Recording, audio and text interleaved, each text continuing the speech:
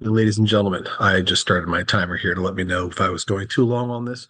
Coming up to break pretty soon. I'm excited for you. I've been on break, which has not been a joy for me, but it is what it is. I hope to see you guys when we get back from the break. I don't foresee any issues here, but you never know. Okay. I thought I'd be here all week, and that apparently I'm here instead. So, when we left off, we were dealing with Sir Gawain of the Green Knight. I'm going to go ahead and open my visual aid for you. Well, actually, I should say the document in this case. Um, I'm going to let you know the reason why we're doing this Sir Gawain the Green Knight thing is because it is number one, something we'll be going back to a couple times here and there. Especially when we get to Hamlet, we talk about the idea of forgiveness and all that. And it's also because you'll be tested on it on your final. It's something you can talk about on your final. We're going to have a question probably about the different works of literature and how they are different. So you've dealt with Sir Gawain the Green Knight, you'll have dealt with the Iliad, and you'll have dealt with Beowulf. And those three contrast pretty well with each other. So you can write a lot about that. So a little bit of a rehash of what we dealt with already. Part one of Sir Gawain the Green Knight deals with the meeting Sir Gawain, meeting Arthur, the exposition of the story, right? So we have met Sir Gawain. We know that he is the cousin to King Arthur, who is the super famous English king. Like there are tons and tons of stories about him. Again, there's a movie they make of him like every like decade at least. To like we got to do another thing with King Arthur. Sometimes they'll do two or three in a decade. Um, they've done cartoons and all kinds of things. So. In fact, if you happen to go to Round Table Pizza, that's why it's called Round Table Pizza. They were originally, they had a whole theme of like all the pizzas were named after various entities from the Gawain store, or from the Arthur stories. Like you get the Merlin or the Guinevere, which, Queen Guinevere, that was the vegetarian pizza, So yeah, anyway. And it's the last honest pizza because the idea of honesty coming from the round table, which is what it is. All right. So again, in that first section, we have met our everything we should know in our exposition. We've met our setting, which is Camelot and Old England. We have met King Arthur, and we have met Gawain and Guinevere, who is slightly important when we get to the very end. So and then we met that Green Knight. The Green Knight is some type of obviously magical person, because we know that he has that competition where he lets his head get whacked clean off, and he just picks it up and holds it by the head or by the hair, and it says, "I'll see you in a year and a day in my green chapel." And that's the quest, right? Gawain in part two has to go looking for the Green Knight, and he winds up at some lord's castle. And because of the laws of hospitality, he has to say, "Okay, I'm here," and the Lord is supposed to give him a place to stay. So he's going to allow him to stay there, and they're going to play some Christmas games, which is going to be the idea of gift giving. And in this case, the gift is going to be the Lord of the castle is going to go out and search for something in the forest, some poor little woodland creature that he's going to kill and bring back. And Gawain is going to bring him something he found in the castle, which every day is a kiss from the Lord's wife. Even the Lord doesn't know that. And I'm going to remind you that that was a thing. There was a weird thing with kissing that changed, like historically, maybe, I don't know, 30 years ago or so, 40 years ago. Certainly, like when I was like very, very young, maybe even earlier than that, where it like kissing was all of a sudden just not as common anymore. But it used to be that like you show up at a dinner party and you see like your friend's wife, you kiss her on the lips, and it wasn't like a full-on like make out session or anything. It was just like wow, that kind of thing. So anyway, but the Lord of the castle, his lady is totally into Gawain. And remember, we talked about in I think part one that there's this thing where knights have to be great in mind, body, and soul. And so, in order to be great in soul, you have to tempt yourself. You have to like, pray really hard, and then hang out with a lady, the most beautiful, unattainable lady in the area, especially like the queen as an example, and then not touch her even though you're trying to woo her, you're trying to romance her, right? So Let's go ahead and pick this up.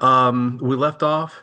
Gawain had left the Lord's castle with knowledge of where he's supposed to go, and he has a secret weapon. He has that green sash that's supposed to make you invulnerable. Nothing can harm you at all.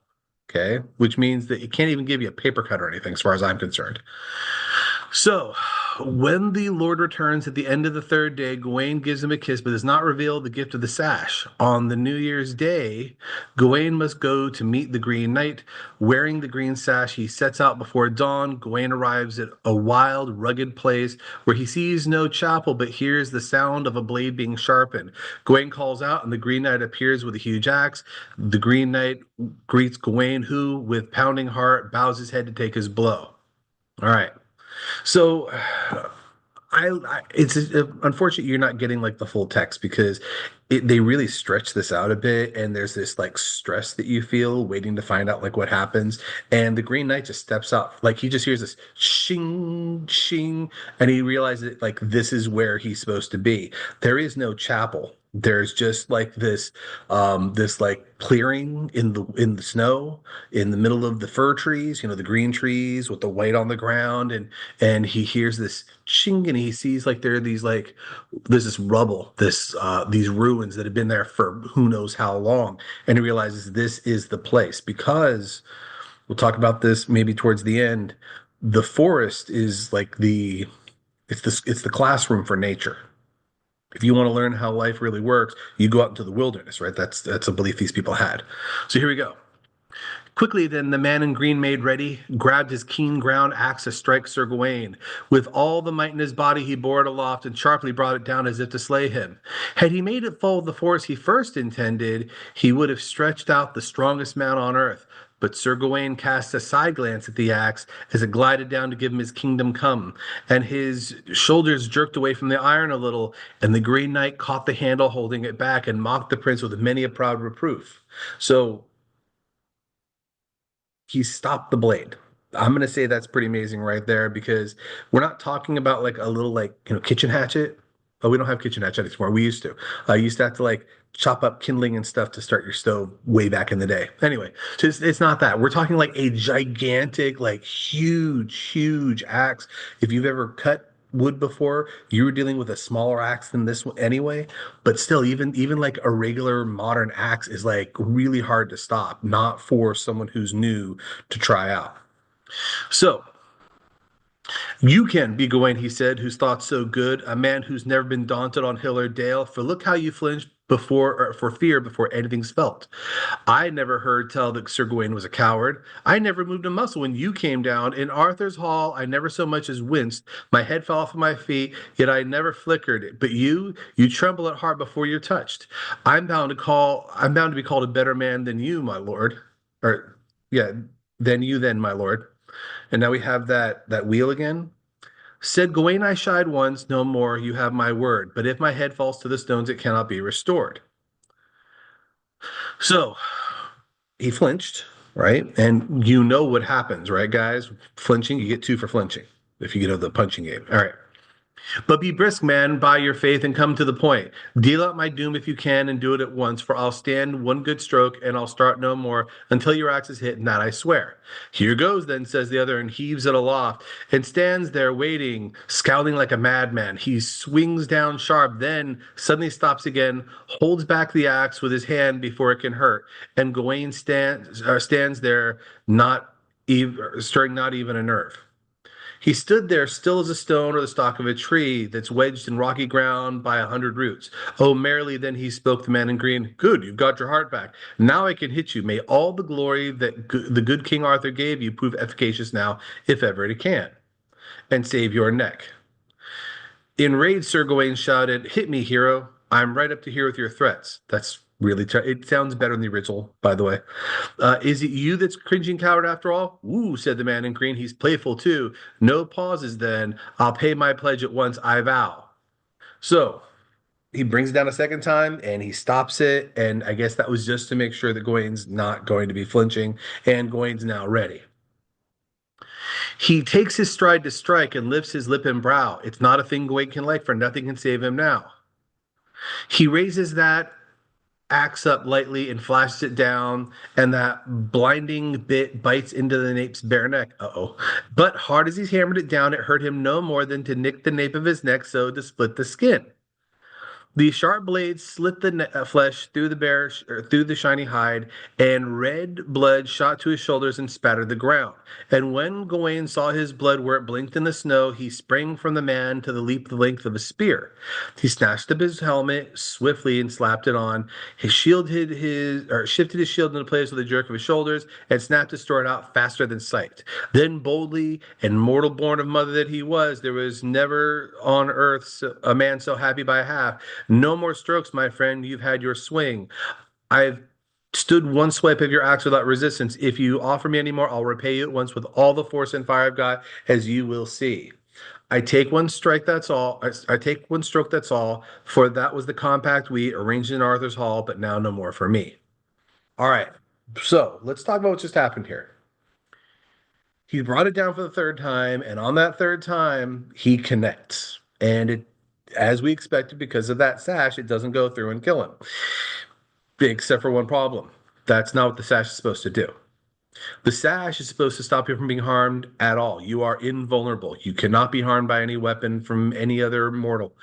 And yet it seems to have harmed him because you can see where it says, and when Gawain saw his blood where it blinked in the snow. So he got cut. It's on the floor. Like that thing that he was depending on didn't actually do anything.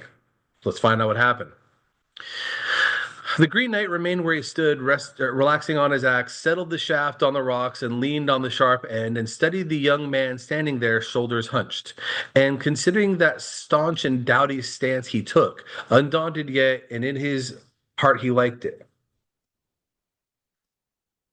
Then he said merrily with a mighty voice, with a roar like rushing wind, he reproved the knight. Here, don't be such an ogre on your ground. Nobody has behaved with bad manners toward you or done anything except as the contract said. I owed you a stroke and I've struck. Consider yourself well paid. And now I release you from all other duties. If I'd cared to hustle, it might be perchance that I might have hit somewhat harder, and then you might well be cross. The first time, so we're going to get that three thing again, right? The first time I lifted my axe, it was light-hearted sport. I merely feinted and made no mark, as was right. For you kept your pact of the first night with honor and abided by your word and held yourself true for me. Giving me all the you owed as a good man should, I fainted a second time, friend, for the morning you kissed my pretty wife twice and returned me the kisses. So you get who he is now, right?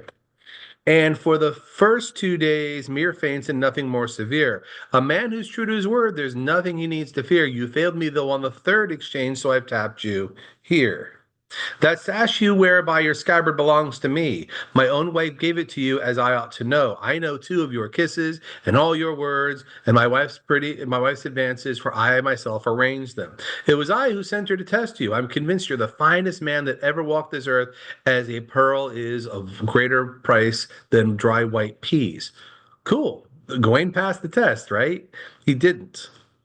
So he's the best man that's ever been, but he still failed. Why? Because he lied about the sash.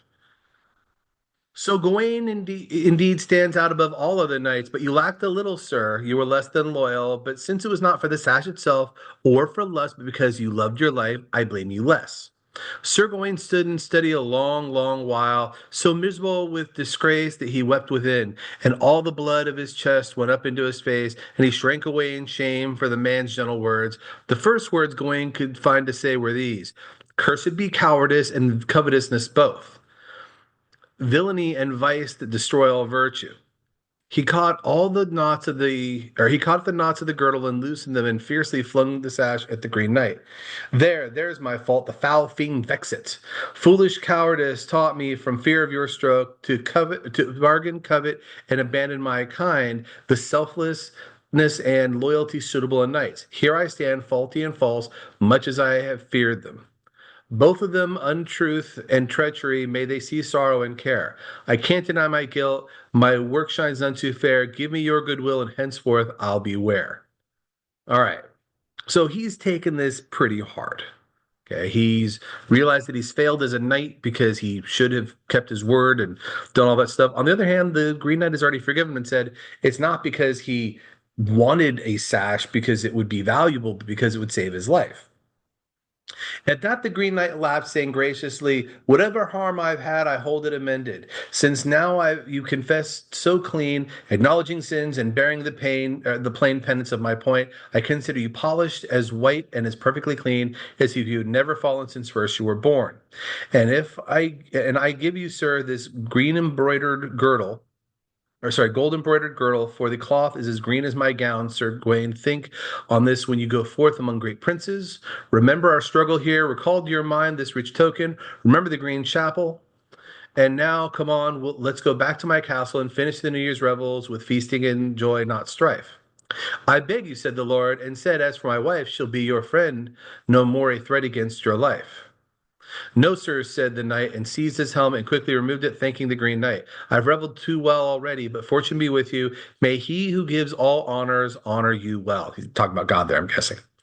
And so they embraced and kissed and commended each other to the Prince of Paradise, I'm guessing Jesus, and parted them to the cold. Sir Gawain turned again to Camelot and his lord, and as for the man in green, he went wherever he would. Okay, there's a so that's the end of the story technically as far as you're concerned. However, the actual text goes on longer than that. What eventually happens is this: Gawain says, no, I'm not going to stay with you, I don't deserve it, I'm going to go back to King Arthur and report in on what I've done because he hasn't seen me for a year and a day. And so he goes back home. When he gets home, he hasn't stopped at all, he goes straight back to Camelot. And when he gets off, he's all like beaten up and tired and all that stuff, and he's like, tottering in his saddle like he's going to fall off. And he gets off, and the knights all surround him, and they're like, well, so what happened? And he takes that green cloth and he ties it around his arm and he keeps it there forever, right? As a sign of like what he has done. And he tells the knights how he's a failure. The other knights, they go and they get their own green cloths and they tie their own green sashes to their arms in solidarity, saying, if he would have done it, we all would have done it.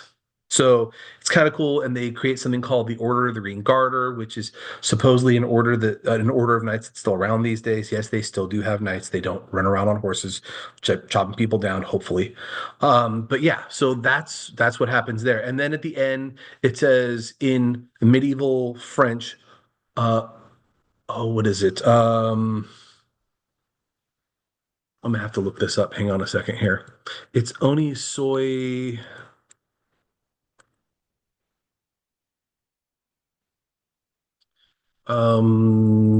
Sir Gawain.